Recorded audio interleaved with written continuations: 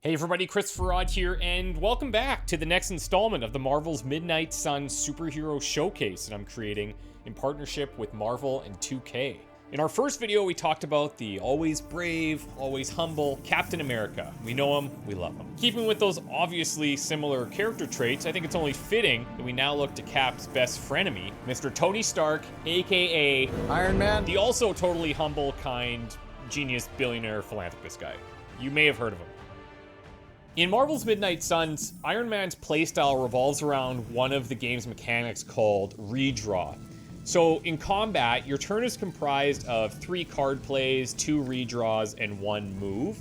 Using redraw allows you to get rid of a card that you don't currently need in hopes of getting one that you do. However, Iron Man has a habit of making himself the center of attention. You may have noticed this previously. Many of his cards get buffed in your hand when you choose to use one of your redraws on them. As a result, he's basically a jack of all trades, but he masters them all too. Area damage, direct damage, support, defense. The man can blast anything, and on a personal aside, he's also a blast to play with. So when asking yourself, is this a mission for Iron Man? You'll almost always be able to justify having him in your squad. You do have to keep his redraw mechanics in mind though, because to utilize his powers effectively, you want your precious redraws to be consumed for Iron Man's benefit. Hope Hydra has good insurance. Now if he's paired with allies that rely on using a lot of heroic abilities, you may find that your hand gets clogged with expensive heroics that you can't play because you're using all of your redraws on Iron Man cards, so plan accordingly. I hope you are building one of those suits for me. Maybe instead of asking yourself the question, is this a mission for Iron Man?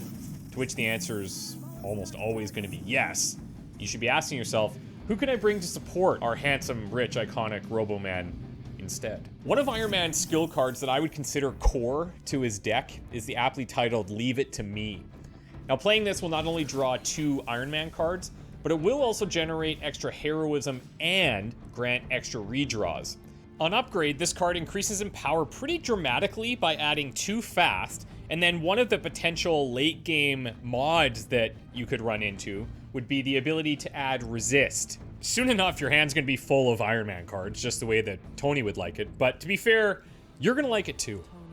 So now you've got yourself a handful of Iron Man cards, and you want to be able to generate even more redraws so you can buff them up. Well, if you spend your time developing your friendship with Tony, which isn't always easy, the payoff will definitely help.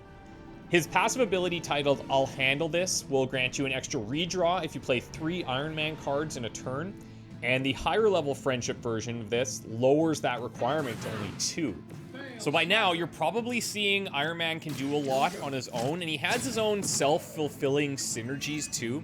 And this is without even talking about some of the damaging skills, so let's get into that. It really is a great way to stay in shape.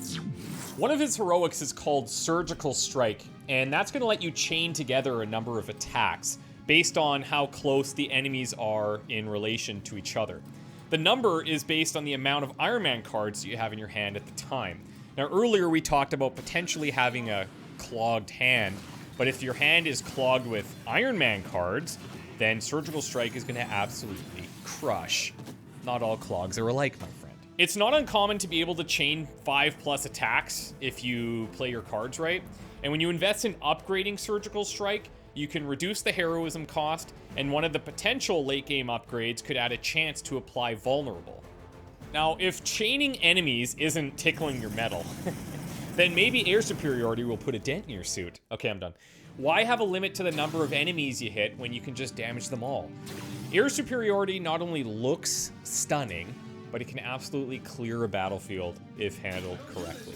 Now before you play air superiority, you may want to use some of your redraws on it, because each time you do, you're going to add 10 damage. And upgrades on this card are well worth it as well.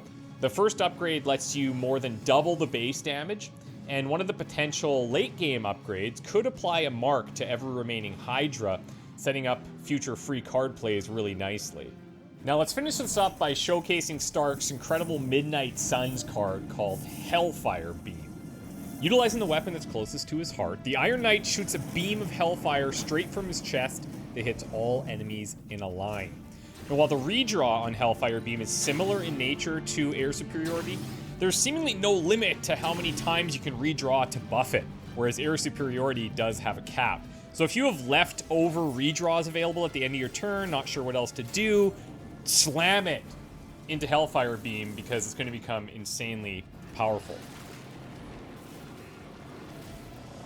At its second level upgrade, each knockout grants an extra redraw, which continues to pump up Iron Man's cards. And one of the potential late game upgrades can add a chance to apply Marked. All of this at a lower heroism cost than Air Superiority, and I mean, just look at it. Visually, one of my favorite skills on the entire roster. So, as you can see, Iron Man, he's a flashy guy with a flashy suit and a flashy deck to match. It's all just a rather very intelligent system that works extremely well on its own, but at the end of the day, he's only one man in a suit. He is going to need the help of some friends to defeat Lilith in the ultimate battle to save the world.